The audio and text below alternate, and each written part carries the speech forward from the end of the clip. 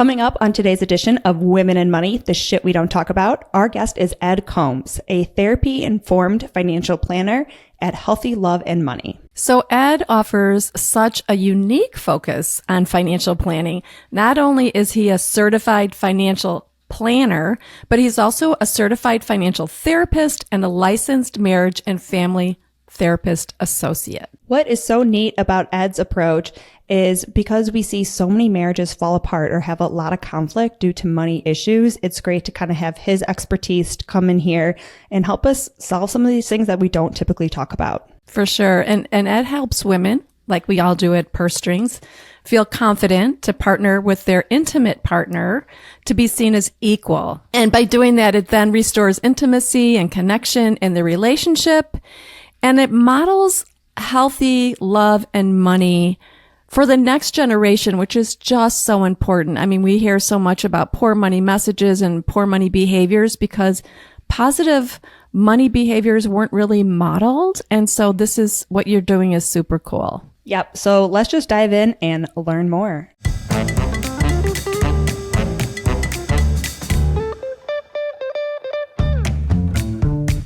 Gloria Steinem once said, "We will never solve the feminization of power until we solve the masculinity of wealth." Barbara Provost and Maggie Nielsen are the team at Purse Strings that will help you navigate the ins and outs of financial independence so that you can be financially fearless. This is Women in Money, the shit we don't talk about.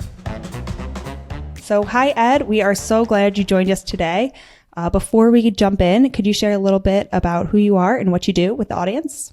Yeah, absolutely. Well, hey, Maggie and Dr. Barb, thank you so much for having me on today. I'm thrilled to be here. And, we're in an incredible time in history. People may not feel that, but I feel it every day because I'm talking to more and more people that are saying, yeah, we want to figure out how to talk about money together as a couple. And I'm not the only one that's advocating for this. There's a growing community of people that are saying, it's not the man's job to manage the household finances. It's not the woman's job. And if you're in a homosexual relationship, it's not one person or the other.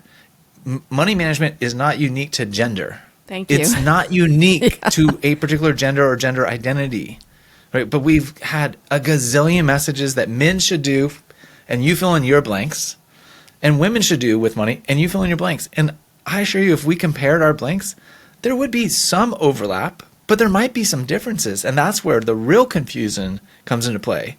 So one of my biggest encouragements, let's stop using gender as the explanation for who should do what with money. It's the wrong variable. If you're a human, you should be doing money. However you identify as a human. Okay, so I just went on, I got on the pulpit here and went preaching instead of introducing myself. I apologize. Love it. I'm fired up about this, but You got to set the tone. I love it. Okay, so now let's rewind the tape just a minute and say, well, who the heck is this guy that just steps on the soapbox here and goes into it? I started my professional life as a firefighter at 19 years old. And I really, young and naive like most 19-year-olds, I wanted to save the world. And I was going to do it through firefighting. But what I found out sitting around the firehouse is I didn't really actually want to save the world from burning down buildings. That's actually kind of scary work. Yeah. The idea of riding a big red truck is a lot of fun. A lot of the time is not running into burning buildings. A lot of the time is spent sitting at the firehouse, sitting around. And so and let's talk about gender. The firehouse was about 98% men. Mm-hmm. So you have men sitting around talking about their lives and their wives and money. And, what can you probably infer is the conversations were probably tilted to the negative side of things, the critical side of things, the I'm not going to show her my side job money kind of things. The why is she spending so much money? It's making me crazy. The we've got to file for bankruptcy. Papers all over the firehouse table trying to figure it out. So, I'm sitting in the firehouse getting all these different money experiences. And to some extent, it reminded me of my own family. It had a different flavor to it, the conversations, but there was friction around how money and time was being spent. So, well, how do I solve this problem? We had this wonderful guy come by doing investments, for the firefighters. And so he started to talk about investments, and he seemed pretty nice. I was like, he's driving a Lexus. I am not driving a Lexus. He's wearing fancy pants. I am wearing fancy pants that are not fancy. I think I want to go in that direction. And so, my world just started opening up as I read more and more personal finance books. And I read Dave Ramsey and Susie Orman and David Bach and How to Think and Grow Rich, and all those great books that a lot of people are the kind of the first entry into personal development and personal finance. And so I got this really clear idea that helping people with money is a great thing, that I could make a lot of money at it, and it was going to be pretty simple. Just follow the formula. Whichever one of the formulas from whichever one of the books I had read. Yeah. I was gonna say, can you tell us what that key magic formula is if you've got it?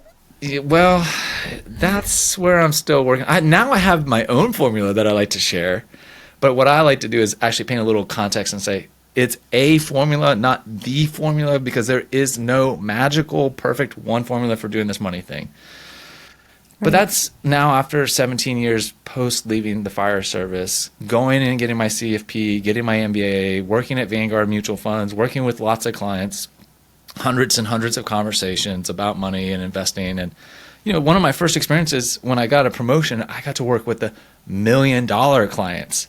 Ooh.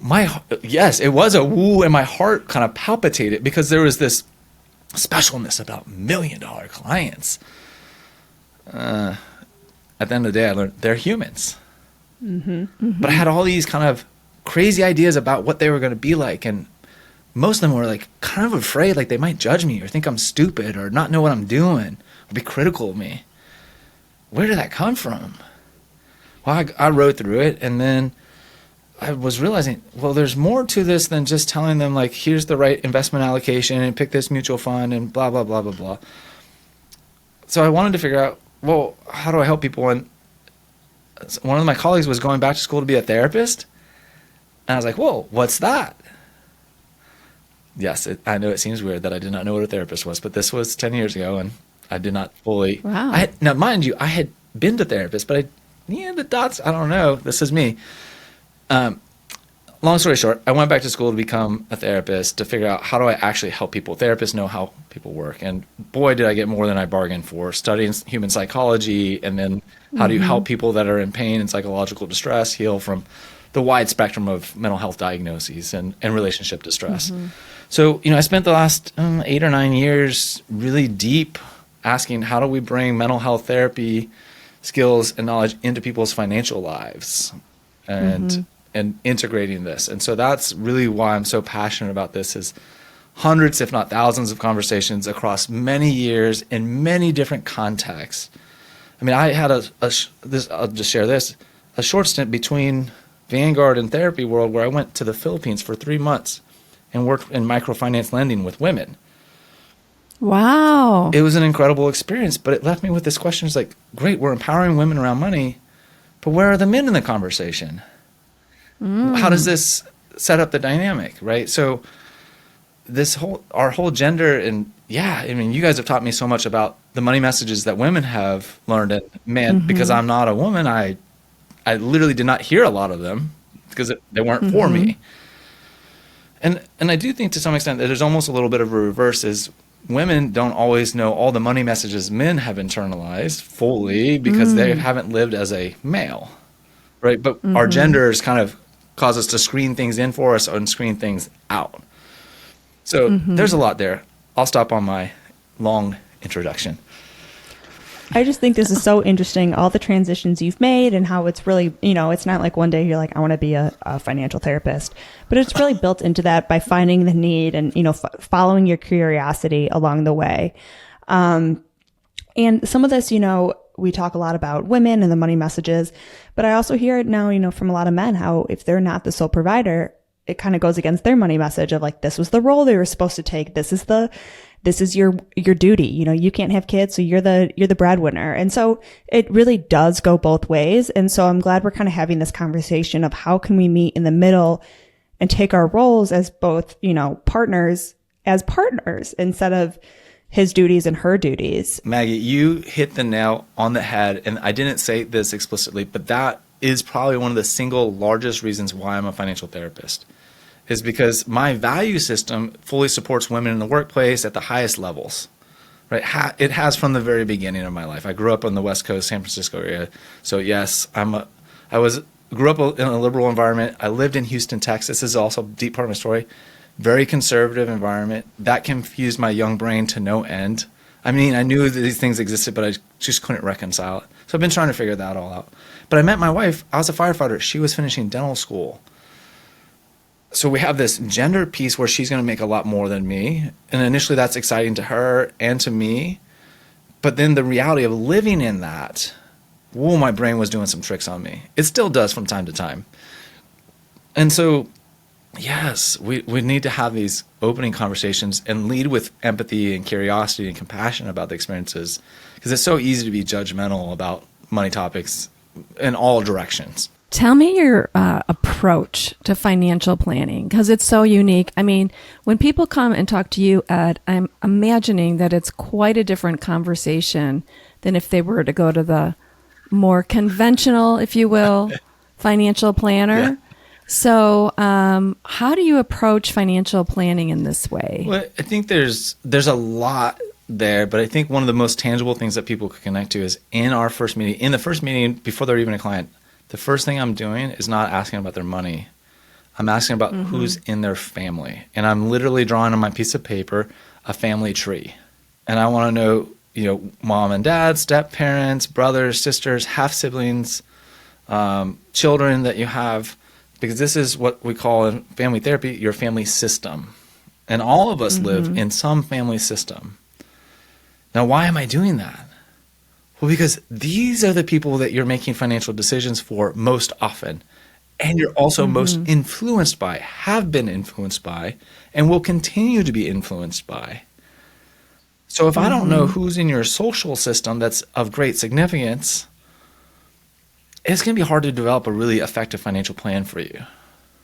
And so that's the very beginning, is really understanding who's in your system. Then that next layer we start to layer in once we know the people is, what kind of money experiences have you seen with these different people? What did you see mom and dad do? What did you see step parent do? What kind of family events happened? What kind of money experiences? And that's where the painful money experiences really start to show up. Yeah. And that's what's holding most of us back from moving forward and feeling financially confident. So even once we know how to budget, we execute a budget, once we get the investments going and we have the investments going, we may still have pretty profound financial anxiety. We may have pretty profound financial shame. And that's tied into these relational experiences that we've had in our families and may be continuing to have. I think that's so interesting. As I think about, if I don't have a partner, but if I had a partner, I don't always ask them about their parents and the money stories that, their parents told them, and dive into that just as a conversation we have. So that's like a new conversation that you're really bringing to light. That's probably not something people have a lot of, like, how did your stepmom talk to you about money? It's like, oh, I don't know. She was there when I was 15. But that could still make a real big impact on your life. And sometimes those are not questions that we always ask our partners or think are necessary to ask. So you starting with this family tree, bringing the partners together and understanding each other's stories is really interesting. And I think you learn a lot about your clients, but I think the partners will learn a lot about each other as well. Right. And at the end of the day, it's about the clients and helping them know and understand themselves more fully. And oftentimes this experience increases compassion between partners. So when they come to me, there's some level of frustration, resentment, disappointment for very understandable reasons, right? As humans, when we don't meet each other's expectations, we experience frustration, resentment, and anger. Like, that's just the way it goes as humans. But if we can contextualize or see a bigger picture for what's doing this, and that they're not this evil, horrid, wretched person, but they're actually a human who's lived through some very legitimate experiences that are still coloring the way they're showing up, it reframes it. And the thing is, the way I think most relationships go and develop is, you hear this story here one time, you hear this other story another time, then you hear, and so you kind of have this constellation, and a lot of times it's not like, oh, I've never heard that before. But the way I ask it, it creates a coherent narrative, or there's this through line, right? And so it's no longer this fragmented experience here, here, and here. It's like, oh, there's this through line of money distress. And I'm sure you get them looking at each other like, what? Like they're learning things about each other they never realized, right? Because they never had these conversations. That's right. I think one of my more recent favorite stories of this is a wonderful couple, been together for 20 plus years. They've got 3 kids, kind of getting close to college, the first one. They both share the same religious and cultural background, the same immigrant story. But when I asked them the stories of their family's journeys with money, they're like, wait, what? Really? Mm-hmm. I didn't know. I didn't really understand that. Wow. Okay. Like and usually they're unsettled by this.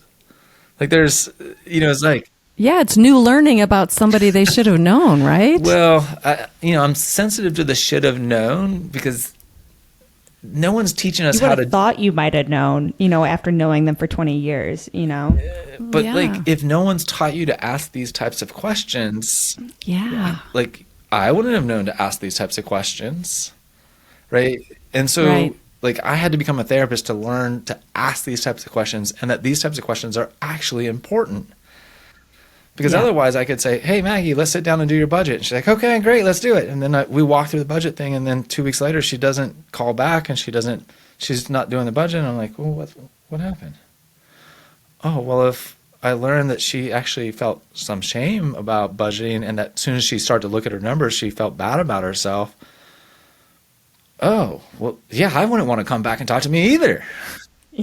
Right? Like, stepping onto our budget is a lot like stepping on the scale for a lot of folks. Yep. It Ooh. sets off this cascade of negative thoughts and feelings and sensations in our body. Right? How many people step on the scale and light up and be like, yes, today my body is beautiful. We all should do that. That would be a wonderful thing, right? But the reality is, Yeah. more often than not, it's like, I'm going to be excited or disappointed. Excited or disappointed. Step on, ooh, not as bad as I thought, but not good. Okay, maybe tomorrow will be better. Right? And that's kind of, I think, how money goes for a lot of us too, is we kind of play this shell game in our head with that. Yeah, that's a great analogy for women, especially because it's just complicated and compounded by so many awful feelings and thoughts and messages and ideals that we just cannot uphold. I think it's so interesting, this example you did of this couple who've been together for 20 years. And so I just feel like, we've raised kids, we've maybe bought a house or whatever it may be. Yeah. We've done so many financial things together.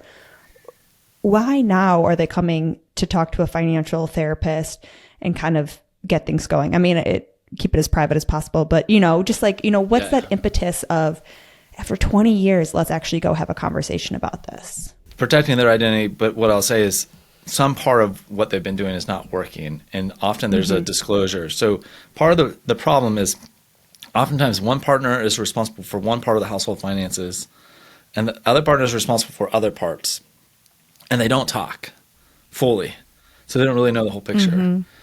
But then one partner gets into a little bit of financial trouble, like not paying estimated taxes for their business or for their partner's business. And then the lovely IRS letter shows up that says, "You're delinquent." What's this, honey? I thought you were paying the taxes. Well, I'm sorry. I was. And it was not malicious, but it was. And this is the compounded complexity of it, is like, I've learned that it's not okay to come and talk to you about money, because every time I do, you either shut down or blow up. Right? Those are the two directions that we go as humans. We either shut down or we blow up. That's connected directly to our physiology. Most of us know fight and flight. Right? Blow up, shut down. We don't stay regulated. Like, we're having a nice conversation right now. We're all probably pretty emotionally regulated. I don't think either of you are ready to. We like to pretend. You're actually, oh, I thought those were daggers in your eyes. Actually, like, I'm ready to rip Ed's head off. I can't believe he's no. But so we teach our partners what we'll talk about or not talk about with money, kind of unconsciously and implicitly, not directly. We don't say, "I don't want to talk about that because it makes me feel uncomfortable, honey." We just don't talk about it, or we blow up every time that they bring up the issue.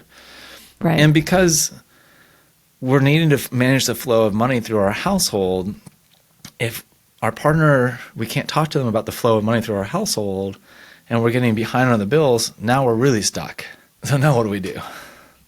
So the problems manifest and get bigger and heavier.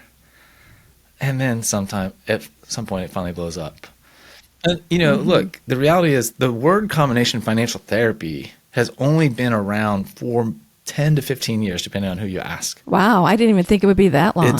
And so the certification to be a financial therapist has only been around about 3 years right now.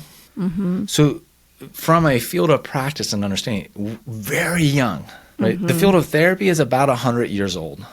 The field of couples therapy is only about 20 to 30 years old. Mm-hmm. Wow. The field of financial therapy, like formalized, is 15 years, 10 years, somewhere in that range, right? So now that's not to say that people have not been writing about psychology and money and meaning and philosophy for long before that. There are books that are written kind of trying to piece this together, but there's not been a formal place for people to go learn, how do I take psychological concepts and more specifically therapeutic concepts to use to help people to feel a greater sense of financial well-being.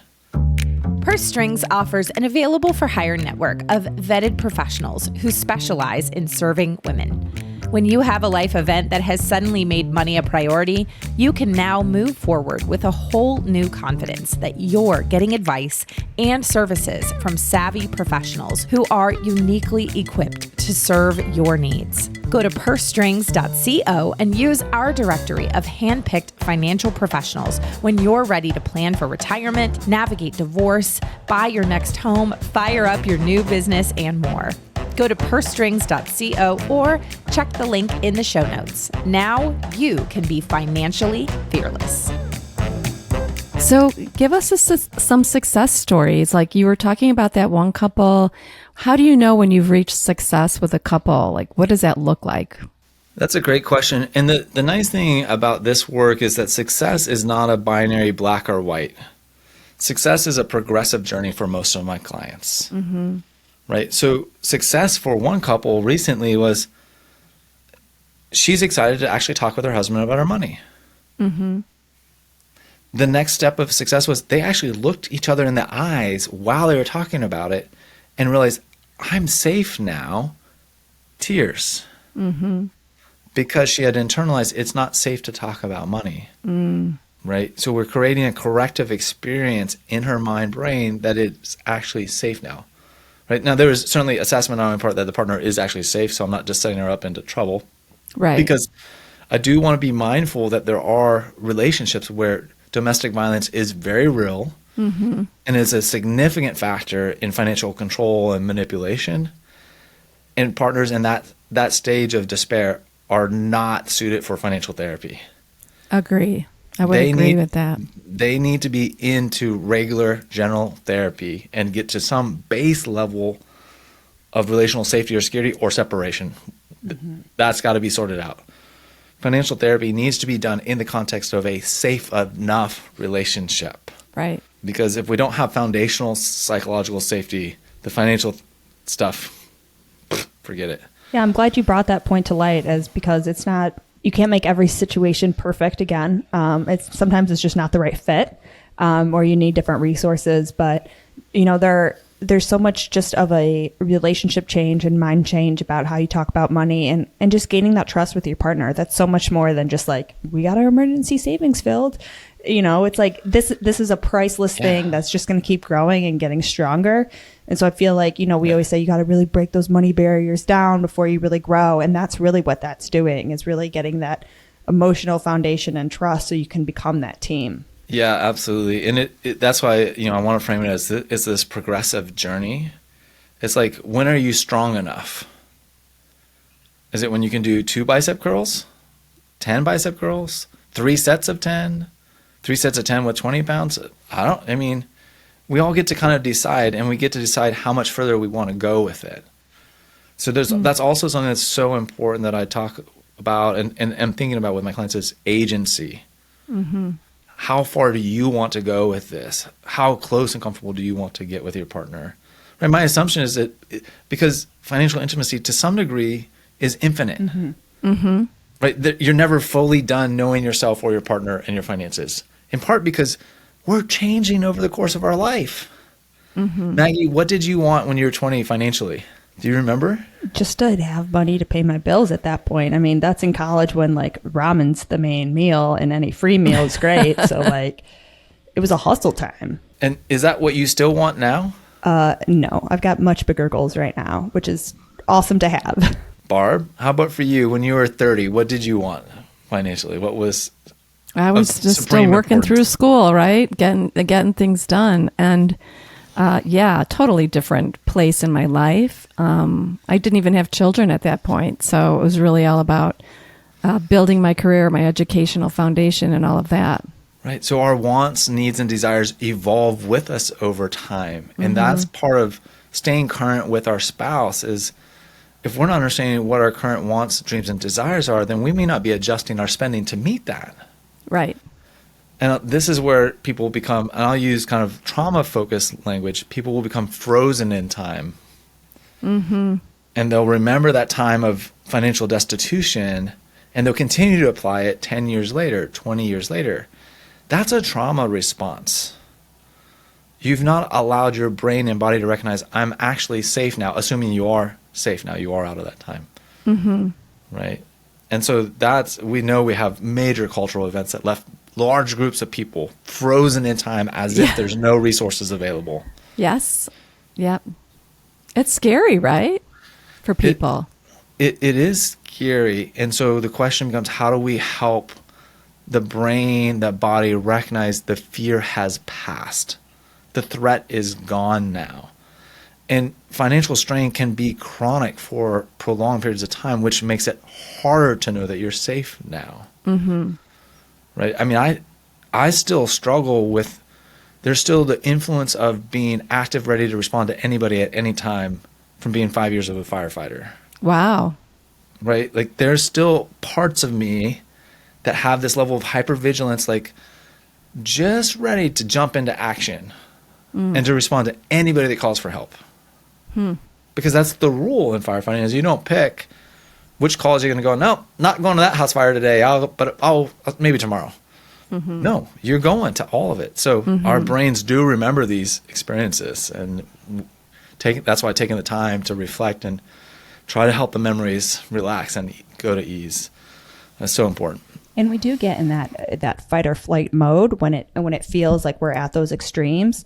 And, it's not like that human instinct that we need anymore, like an animal's chasing us. It's like we don't need to be that extreme. So it's almost coming down from there, because when we get to those high points, it's our human animalistic self coming out, and so it's like we got to calm that. Like no one's getting chased by a bear. No one's, getting, attacked right now. It's just money. It's just a tool. Like, well, let's bring it down a little bit. Yeah. And I think one of those things that's interesting that I've learned and continue to learn more about how it is that we're wired up as humans is that those painful experiences are encoded in parts of our brain that are not connected to time. So that's why we can be frozen in time. Like the fear gets activated as if it's still happening today, but it was 20 years ago. It's because that fear is encoded in our mind, brain, and body, disconnected from the fact that time has moved forward. So this is why we hear this phrase, well, just get over it or just move on, is not possible. There are therapeutic practices that we can do, though, to help the emotional and body memories bring arousal to that sensation and then communicate that the threat has passed. Breathing exercises are one of them, right? There's EMDR therapy is a trauma-focused therapy. That's another one. There's lots of different practices. So what I want to share, though, is you can't just think yourself out of this stuff, right? Our nervous system will override our positive thinking very quickly. So interesting. Yeah. So if you're feeling stuck and you've done a lot of the brain mindset type work and it's not helping you move forward, it's time to shift the focus down into your body and learn and start developing some body-based exercises to help you bring back into regulation and safety. Wonderful. So, Ed, tell us like the type of clients that you love to work with. Typically, who would search out and use your services as a financial therapist? This is, hard for, I will describe this, but I want to provide a little context. I'm a recovering people pleaser, and remember, I think I said earlier, I want to save the world, right? That still lives on inside of me. So I want to help everyone. Now, you guys are in business. I'm in business. Probably a lot of people listening realize most of us can't help everyone, right? And so the people that I feel like really resonate with where I'm at and what I'm offering are typically relatively high income couples, meaning they've crossed over 6 figures. They're on this journey of figuring out how to build wealth, but the car's rattling, if you will. The wheels are wobbly. And so they're into their mid 40s. They've got a few kids. They've got a house. They've got aging parents. Maybe a parent's passed. And they're looking at themselves like, yeah, I'm not going to work forever. Like that reality is starting to set in a way it doesn't at 25. Right. But they're also realizing like, I don't know how I'm going to get to 60, 65 and have enough resources to be okay. I don't know how to get my partner on track with me. I'm feeling overwhelmed. What do I do? And they're ready for someone that can really just come alongside them and meet with them on a regular, ongoing basis, that they don't want to be preached at. They don't want to be shamed. They don't want to be told everything to do. They do want some guidance, but they also want some of their own authority and autonomy in making decisions that feel good for them. So you're actually providing 2 services, financial therapy and your CPA. So how do you go about charging your clients? Oh, that's a great question. So I'm providing an integrated service for my clients. So I worked for a number of years as a full-time therapist on just doing the therapy side, but I didn't have real access to doing the financial planning side of things. And so what I realized is like, I want to be able to touch and get into more of the household spending, the investments, their taxes, their estate planning needs, insurance needs, right? Those are all important education funding. Those are all the major planning pieces. And so now I have a comprehensive process where I just walk people through each of the phases of those, help them navigate any of the different thoughts, feelings, behaviors, relationship dynamics that are coming up, so they can have a solid plan in place. And really, I was talking with a colleague earlier today, and we're joking. I said, part of what I do is I just help people create a financial inventory, because the way most of us live our financial life is this week I picked up this insurance policy. Over here I picked up this this investment product. Over here I started doing this cash thing. Over here I did this tax thing. But is it really all working together? So it's kind of like going to your grandma's house that just is kind of disheveled and eclectic. Yeah. Instead of like going to the designer showroom where it's like, this makes sense. And look, I know grandma's, living room love feels her good, living so room. I'm not throwing dish at grandma. I love you, grandma, but it's just like we're trying to create a coherent approach to the way you're doing money, and I think that's something that's so exciting. Yeah, I think you really do pull that full comprehensive plan, not just of your finances, but of kind of that money mindset and your relationship and everything else, really tying it together with a nice little bow, which is awesome. And really making sure we're working with our finances well and our finances are working for us well, that we can really use that tool to our best ability. So I know we touched on a lot today. Is there anything else that we didn't touch on that you want to make sure is shared, or any tips and tricks before we end here? If you're in an intimate partnership, I'd invite you to try an exercise. Don't blindside your partner with this. Do not blindside them. Please do not blindside them. But just say, hey, I was listening to this great podcast with Dr. Barb and Maggie about money and financial intimacy. And just share, I want to share this word, financial intimacy, with you and see what you think about it. And if they respond favorably, then say, what I'd like to do is just for us to sit knee to knee and look each other in the eyes and just have a moment of connection and commitment to, we're going to work on figuring out our finances. Now I realize that might be a huge ask for a lot of folks, but I'm painting a picture of where you can go, right? Because what most of us have never seen in our family or in the media is financial intimacy. And that experience of financial intimacy is really being able to look your partner in the eye and feel a sense of safety and connection, and that we're in this together, and that we'll figure out whatever the financial hurdles we need to jump. Right? So that's kind of the big message, invitation, exercise, and hopefully hope, but maybe causing you to shake in your boots a little bit. Yeah. I'm excited. That's a great exercise for everyone just to try out. Barb, you're going to have to report back to us how it goes for you. I'm thinking about it. Yeah. I definitely will do that.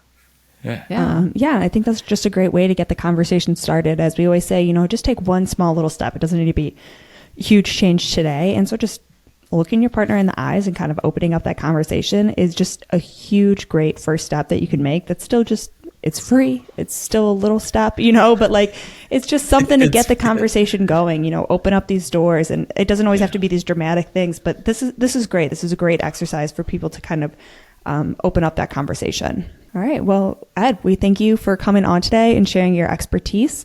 Everyone, Ed is one of our Purse Strings approved professionals, so you could reach out to him on our site, pursestrings.co. He also has his own podcast, the Healthy Love and Money podcast. And your book is also called Healthy Love and Money, correct? That's correct. The Healthy Love and Money Way. Yep. Okay, cool. So he's got a book too. I know you're all over social media, Healthy Love and Money. And so feel free to reach out to Ed, get these conversations started, maybe grab his book, and just take some action today and share this with a friend, as we all need to keep talking about this shit. Talk to everyone again soon. Information is for illustrative purposes only and does not constitute tax, investment, or legal advice. Always consult with a qualified investment, legal, or tax professional before taking any action.